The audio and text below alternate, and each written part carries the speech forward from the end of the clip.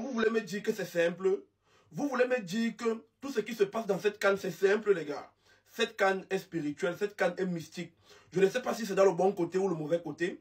Je ne sais pas si les marabouts sont trop forts ou bien les pasteurs sont trop forts. Mais il y a quelque chose de louche. Il y a quelque chose de surnaturel. Il y a quelque chose de paranormal qui se passe dans cette CAN. Regardez le parcours de la Côte d'Ivoire. C'est du jamais vu depuis l'indépendance. Et c'est comme si les Ivoiriens savent ce qui se passe. C'est comme si les joueurs ivoiriens, même quand on marque un but aux joueurs ivoiriens, ils ne s'affolent pas. Ils savent qu'ils vont égaliser. Ils savent qu'ils vont marquer. Regardez un peu les réactions. Regardez même leur coach. Les gars ne s'affolent jamais. Je ne sais pas s'ils sont devenus forts mentalement. Je ne sais pas si on a travaillé sur leur mental.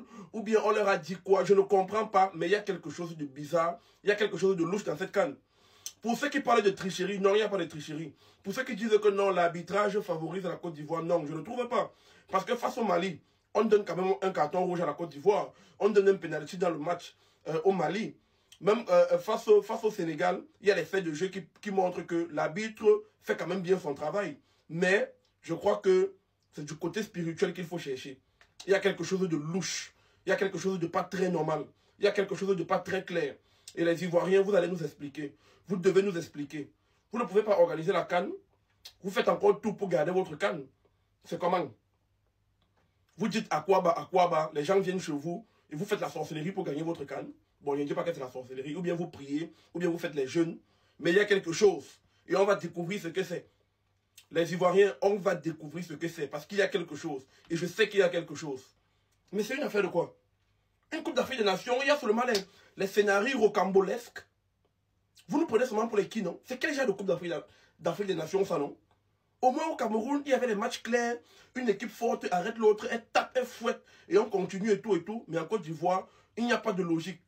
Tout est bizarre, tout est compliqué, tout est louche. Non, la CAN de l'hospitalité, la CAN de la sorcellerie, ouais. Non, les Ivoiriens, ils sont partis pour gagner leur CAN. Ils vont gagner leur CAN. Parce que même le Nigeria, je ne vois pas le Nigeria battre l'équipe de Côte d'Ivoire ici. Les gars sont d'un autre niveau spirituel. On a travaillé sur les joueurs là. Même si on me dit quoi?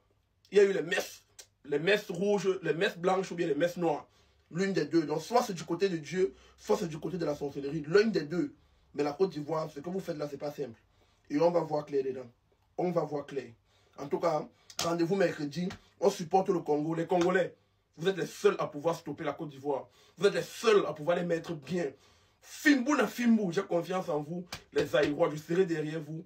La Côte d'Ivoire, la conspiration n'est jamais finie. Je serai toujours contre vous. Et je serai avec mes frères congolais. C'est l'Afrique centrale qui gagne mercredi. Allez le Congo, on gagne. À toi qui regardes cette vidéo, oui toi. Si tu es célibataire et tu as envie de rencontrer ton âme sœur, de rencontrer l'amour, de rencontrer ta moitié, ou si tu es en couple et tu as tout simplement envie de passer du bon temps avec ton ou ta partenaire à l'occasion de la Saint-Valentin, ça tombe bien parce que le 10 février du côté de Paris est organisée la croisière Afro Love.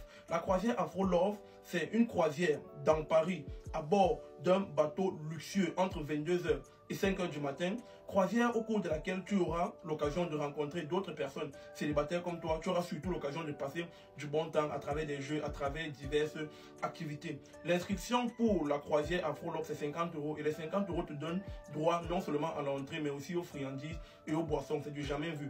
Clique sur le lien ici là pour réserver ta place parce que le nombre de places est très limité, ou encore clique sur le lien dans ma bio ou en description de cette vidéo. Venez le 10 février au quai de Bercy pour la croisière Afro Love.